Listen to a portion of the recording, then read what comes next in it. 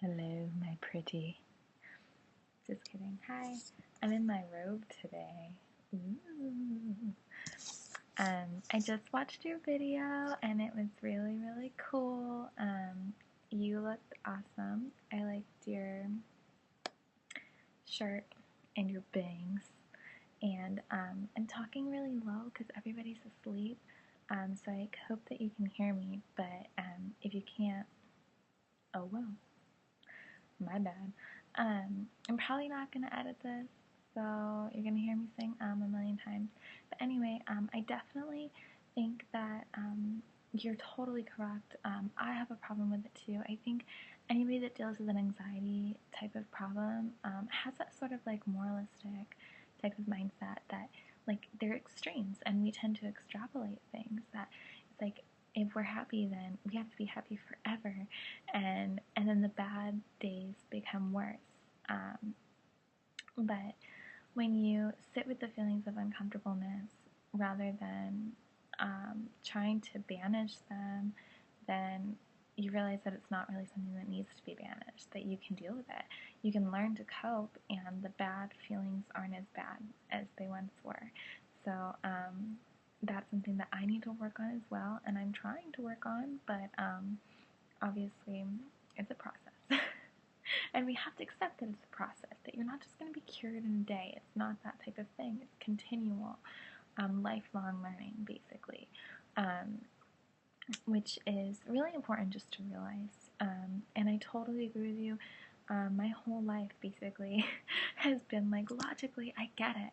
But when it comes to my emotions, when it comes to implementing it, I have a huge problem with it. And that's something, making that like mind to heart type of connection is really important. And yeah, so I totally agree. So yesterday was actually a really it was a tough day for me, and that doesn't mean that it was a bad day, and it doesn't mean it was a good day either. It was just tough. But today I kind of am feeling the effects of it being tough, like the good things from getting through a tough day, because I had my presentation and it was so, oh my gosh, it sucked because like I know how I am. I have horrible stage fright. I have total like talking in front of my peers anxiety. And I just didn't want to do it. But I signed up for Monday instead of Wednesday because I knew that it was either get it over with now or stress about it until Wednesday. So the sooner I could get it done, the sooner it would be over and I wouldn't have to worry about it anymore. And every time I've been in presentation, I recognize that. And I always want to be the first person to go. And I never volunteer. It's like I have this freezing type of thing. I get in there and my adrenaline hasn't like built up too much yet.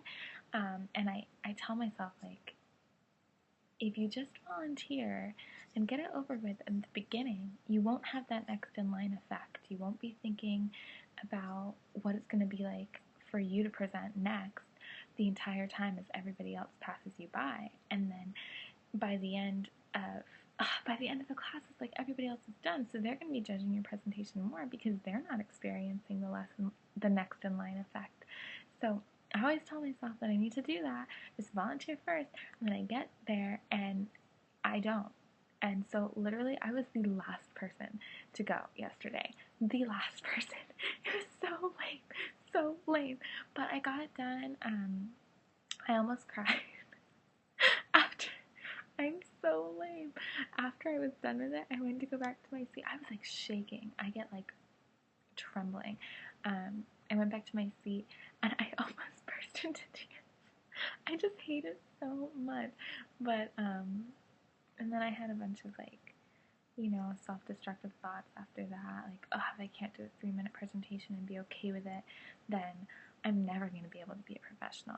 And that's that type of extreme self-talk that I think you and I definitely struggle with, and probably most people that have anxiety disorders struggle with. It's just thinking, just extrapolating, just taking things to an extreme instead of just allowing them to be what they really are in that moment. Yeah, and that's really important to just be present. Um, Definitely something I need to work on too. I'm sorry to hear that, later on your day turned into not as good of a day, but hey, it was just a time for you to practice sitting with your feelings, right? Good and bad. But I hope that tomorrow is better for you. I'm looking forward to your video then. But also, yesterday was good for me because I had my first counseling appointment with my new counselor, and of course I cried a lot, and it sucks, but I had a real connection with her that I didn't have with the other